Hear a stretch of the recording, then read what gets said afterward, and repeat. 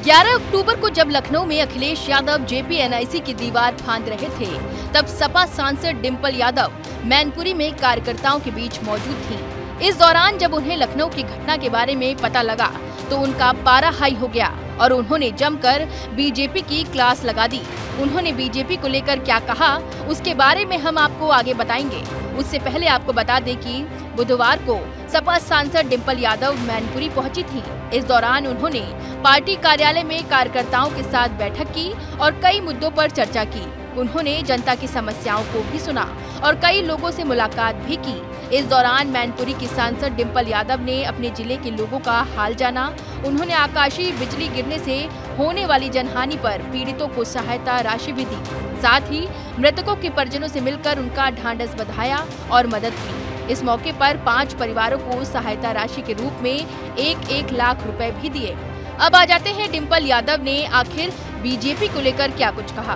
दरअसल जब पत्रकारों ने उनसे लखनऊ विकास प्राधिकरण द्वारा अखिलेश यादव के खिलाफ मुकदमा करने की तैयारी से जुड़ा सवाल पूछा तो उन्होंने कहा कि ये सरकार हमेशा अन्याय और लोगों पर गलत मुकदमे करती आई है। प्राधिकरण वाले नहीं चाहते थे कि जेपी नारायण जी को सम्मान मिले। ये पूरी प्रक्रिया इसी मंशा से की गई।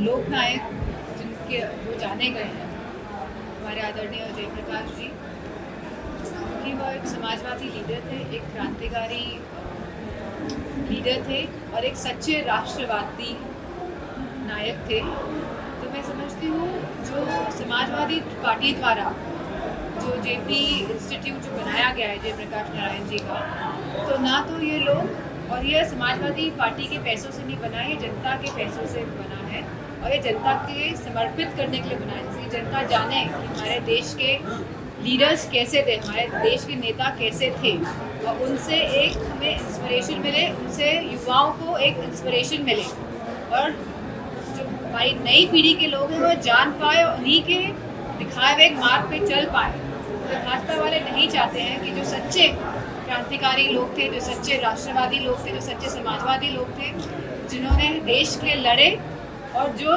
देश को सही दिशा दिलाना चाहते हैं, तो इस तरह की छोटी हरकतें कर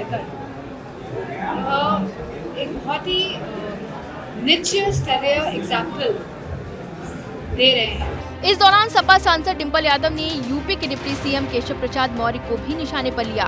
उन्होंने कहा कि जब से अखिलेश यादव ने पिछड़ा दलित और अल्पसंख्यक गठबंधन यानी कि पीडीए की बात की है, तब से भाजपा वाले अपने आप को कमजोर महसूस कर रहे हैं। इसीलिए केशव प्रसाद मौर्य ने ये बयान दिया है। मैं उनसे पूछती हूँ कि क्या वो महिला आरक्षण बिल को लेकर अपनी मौजूदा सरकार से अति पिछड़ी या पिछड़ी महिलाओं को उनका हक दिलाने की मांग करेंगे। जहाँ पूरे देश में इंडिया ब्लॉक का गठबंधन है, वहीं उत्तर प्रदेश में पीडीए यानी पिछड़ा दलित का जो अलायंस है, मैं समझती हूँ भाजपा वाले असली तौर पे पीडीए अलायंस से घबराए हुए। सांसद जी, केंद्रीय मंत्री गिरिराज सिंह ने कहा है कि जब कांग्रेस सत्ता में थी तब उन्हें ओबीसी याद नहीं आया, अब ओबीसी याद आ रहा है।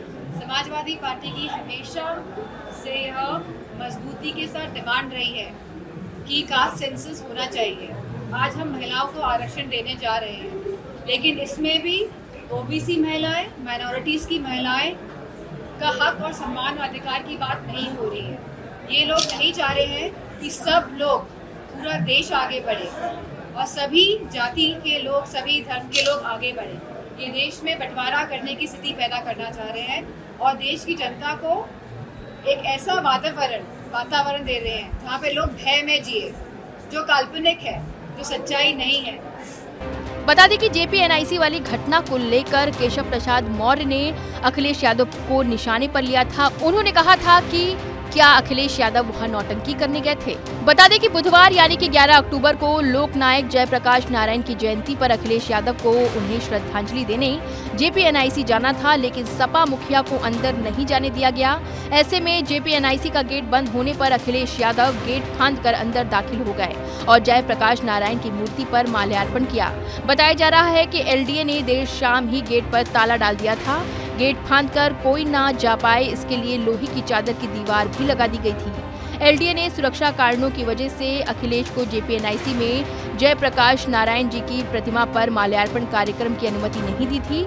इसके विरोध में बड़ी संख्या में सपा कार्यकर्ता धरने पर बैठ गए थे और अब इस मामले ने यूपी की सियासत में नया उबाल ला दिया है।